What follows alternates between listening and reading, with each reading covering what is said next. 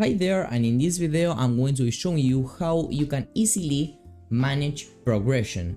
So with this pretty simple example that I have over here, for example, I have this main scene with the player, and the player is basically this blue icon, and then the red one is the enemy that basically moves towards the player. If you just want to take a look at the code here, you can do it. I have in the main scene this code that will basically instantiate the enemy. This code will basically move the player around, and this code will move the enemy towards the player.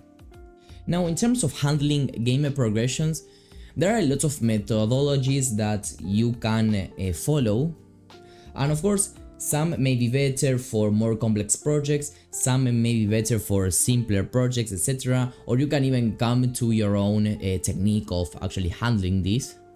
But throughout my experience with the Godot engine and in game development in general, I found that the easiest and most straightforward of doing this is basically with the timer node. And basically with this timer node, when the countdown finishes, we can increase some kinds of variables, okay, that then will modify actually the game, creating that progression. And let me show you an example in a real game. So this is a game that I have over here. I will firstly just show you the game itself. So as you can see, as soon as the game starts, well, the velocity is quite slow of everything, of the player, the vehicles, etc. But as time goes by, as you can see, I am able to move much faster, the background also moves much faster, etc.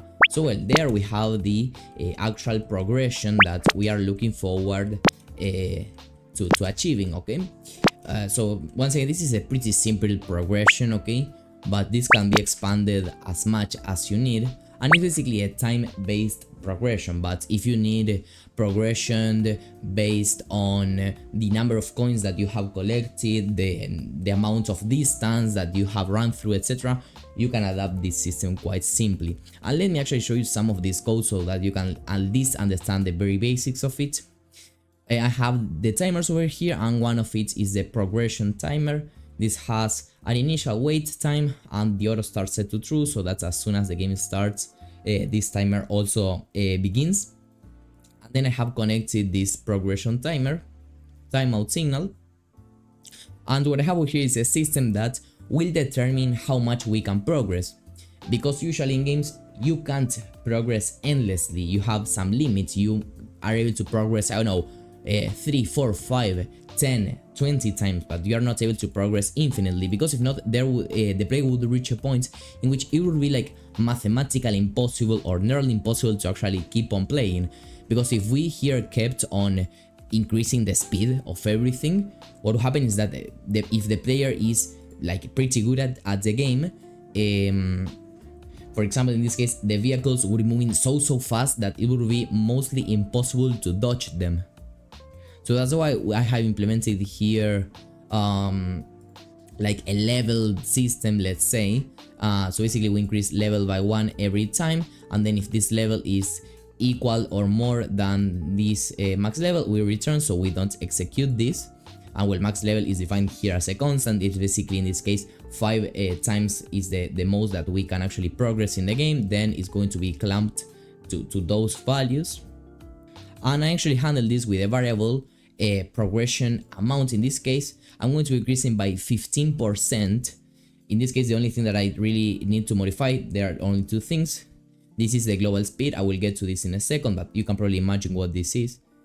And then I am just decreasing the spawner timer so that the vehicles and everything is spawned a little bit faster. And lastly, I emit the signal, but this is not something that we are going to be discussing in this video. So basically, in this case, this global speed variable handles how fast, for example, the player is moving, how fast the vehicles are moving, how fast the coins are moving, the speed of the background itself, etc. Basically the speed of everything. That's why it is a global speed into an auto load. Okay, if you don't know what an auto load is, I will explain it in this video as well. I'll at least a brief overview, so don't worry. I also have a full video on auto loads in the channel if you want to check it out from just some weeks ago since the uploading of this video. So you also can see in this example how, for example, not only did I modify a variable, increased actually a variable by its 15%, but I also decreased by 15% the wait time of the spawner timer. Once again, I am combining a time-based progression with a percentage-based progression. And this is a system that is used a lot because it is quite simple. Because there are other systems in which you may want, okay, your first speed is going to be 100. Then in your second speed is going to be 110. In your second level, it is, or third level, I don't remember, is going to be 130. So thinking of all that is going to take up more time than needed. So when you want something simple, the best things to do is to use time-based progression as well as percentage-based progression. I know that you have a pretty good overview of this progression system. Let's actually create something quite similar to this. So in this case, what I want to be changing is that I want to be moving the player with this speed variable a little bit faster, as well as the speed from this enemy. What we have to take into account is that our player speed is something like 2 times the speed of the enemy. So let's actually make this exact, okay, so that we don't have to get complicated with maths. So to begin with this, I will add a timer in the main scene. I will rename it with a F2, and I will call it progression timer. Okay, I will set its wait time to something like 3 seconds, okay, or maybe a little bit less, 2 seconds. I will enable auto start so that it starts counting down as soon as the game starts, and I will connect this on timeout signal. Of course, this is the signal that is called the function that will receive that signal when the 2 seconds have passed. So let's briefly think of what we want to do over here. We want to get all the enemies and modify their speed variable, and once again all the players and modify their speed variables. Now if you don't know what a static variable is, you should check out, maybe if you want to know more about that topic, the video that I already have published a couple of days ago, since I have uploaded this one that you are watching right now if you want to dig deeper. But well, in this case, for example, if I had multiple enemies, okay, the easiest way would be to declare this speed variable as a static one, so that I can directly modify one speed and it will modify all the speeds from all the enemies. And the same thing if I had multiple players, or I could even create an auto load. So let's actually do that, because in more complex things, an auto load will be the best thing to do. So I will right click in the scripts folders that I have and create a new script. Usually they are called just global, and I will use no template. So now I will open this up, and here it is. Now to auto load it, I will go to project settings, now globals, and over here I will press that folder button, scripts, global, and add. That's all that we need. Now anything that we write over here, we're going to be able to access it literally wherever we want. So once again, in this case, we don't really need to have a global variable, it's not that necessary, but I want to show you like the best approach and the most flexible approach. So you would declare here your usual speed variable, okay, and at least this is going to be like the standard speed, okay, at least for the player. So I'm going to define it as something like 500, and then our player will not be using this speed anymore, but it's going to be using the global.speed in this case. And actually, if we leave the game like this, we shouldn't be having any kind of difference until now.